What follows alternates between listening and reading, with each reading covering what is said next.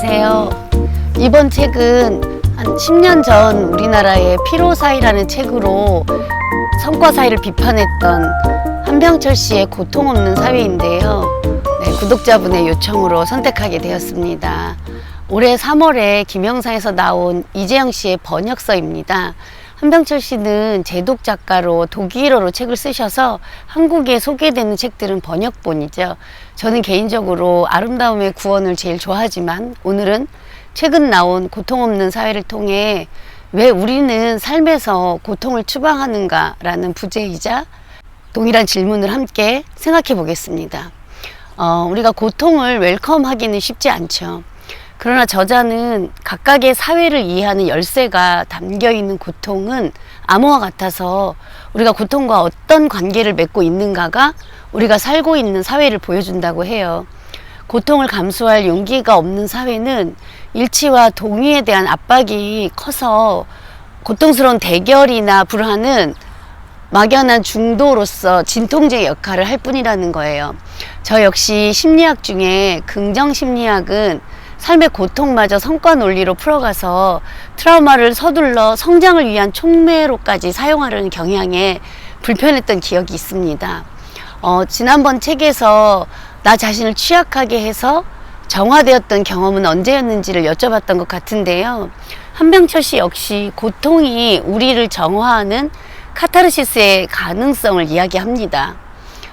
타자의 다름이 우리를 건드리게 될 때 우리에게는 고통이 경험이 되겠죠.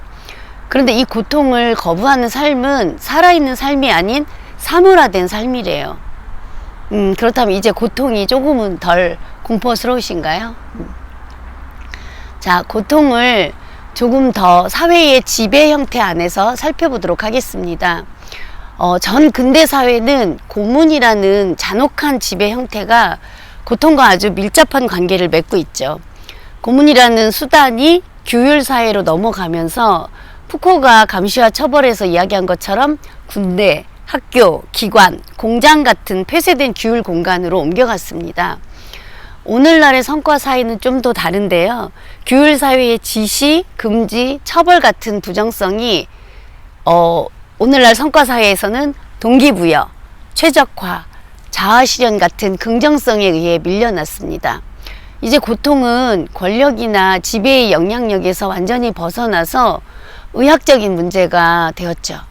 공정하다는 착각의 저자 마이클 샌델처럼 불평등한 우리 사회에서는 모든 것이 좋으며 노력하는 사람이라면 더 잘 살게 될 것이라고, 그리고 개선되어야 할 것은 사회의 상태가 아닌 우리 개인의 영혼의 상태가 되었다라는 이야기를 하고 있습니다.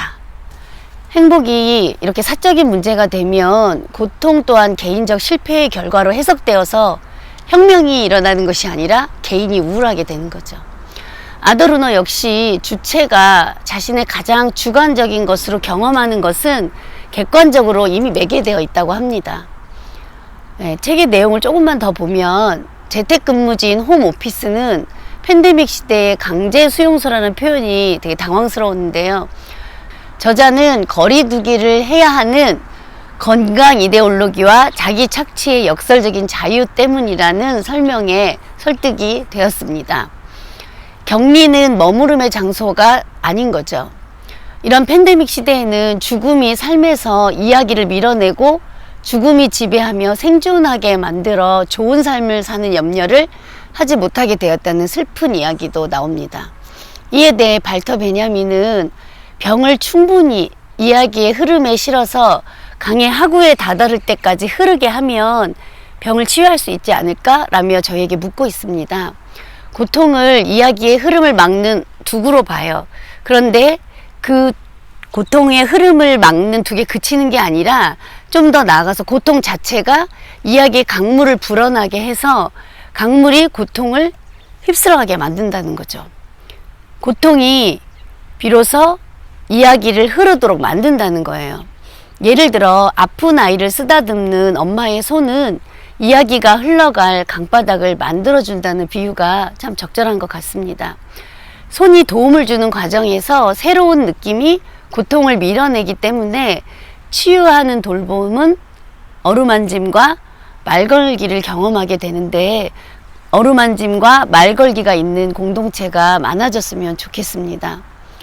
니체는 모든 방향으로 가장 깊은 곳까지 고통이 항상 열려 있을 때만 가장 섬세하고 드높은 종류의 행복에도 열려 있을 수 있다고 이야기했는데요.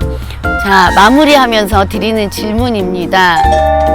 여러분의 고통이 여러분의 삶에서는 이야기가 되어 흐르고 있나요? 감사합니다.